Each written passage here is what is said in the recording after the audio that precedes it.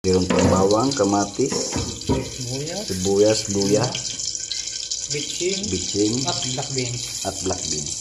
Okay. Simulan natin magpayos ng kawali. Ayan po.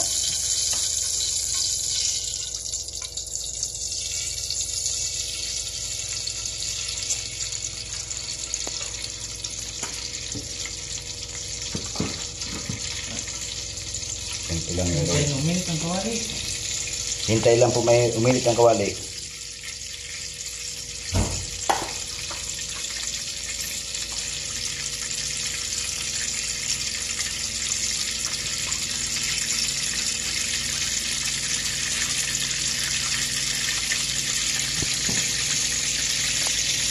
Prituin ang isda na tanigi. Ayan po.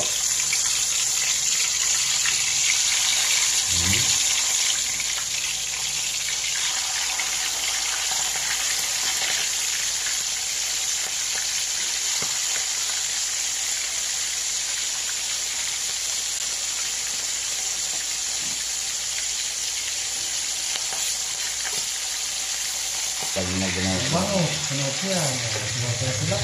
basta gagawin ay prituin mo na.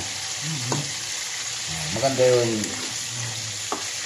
Para kung nagkatanungan baka kami hindi ng isda at pwedeng gawin tausiya, kinausiyan. Lahat ng isda na gusto nyo gawin kinausiyan pwede. Unang gagawin ay prituhin. Basta i-ready yung sangkap. Yun lang kasimple.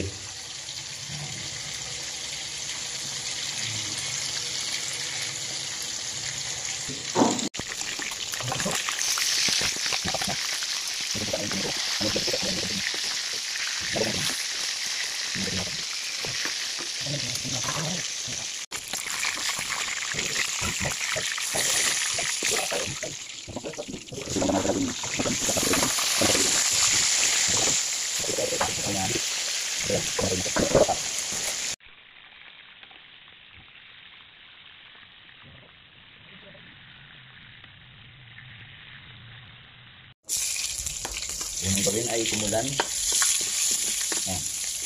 Langit at sibuyas. Sunod po ay bawang.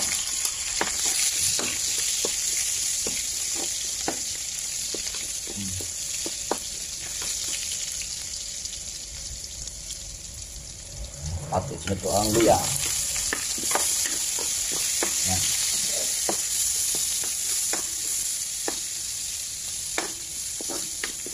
Pagkagawa na luto na yung Diyos pa yan, sabay na po ang kamatis.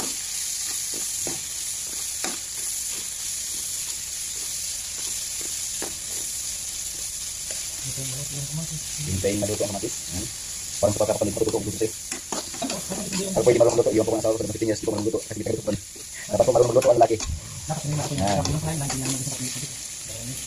Lagay ang isda. Yan na po.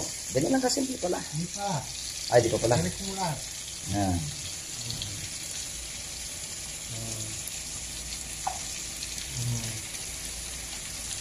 Ito po ay ulam namin. Ginagawa na po namin ng video. Kahit paano ay matututo na pagluluto ang mga manonood. Ayan po. Wow, kita mo na oh. Lagyan ng kunting bitching. Hop. Paminta, lalagyan yan di? Wala paminta. Meron po.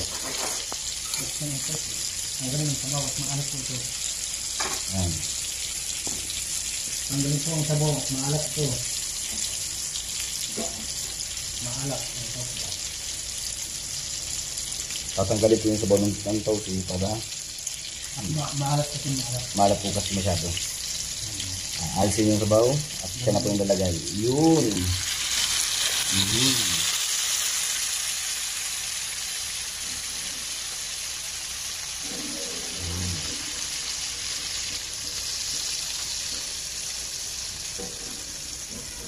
Ganun lang po pala kasi. Tapos na? Hindi pa? Tapos na. Tapos na yan? Tingnan nyo guys. Pili pala yun. Kala ko pa nga di pa tapos. Simple. Ito mo ang tausi. Ayan na guys, oh. Tausi, kamatis. Yan ang tausi, oh. Yan na. Ayan na. Yan ang tausi. I-adjust mo na lang. Okay. Salamat po sa nasundan nyo.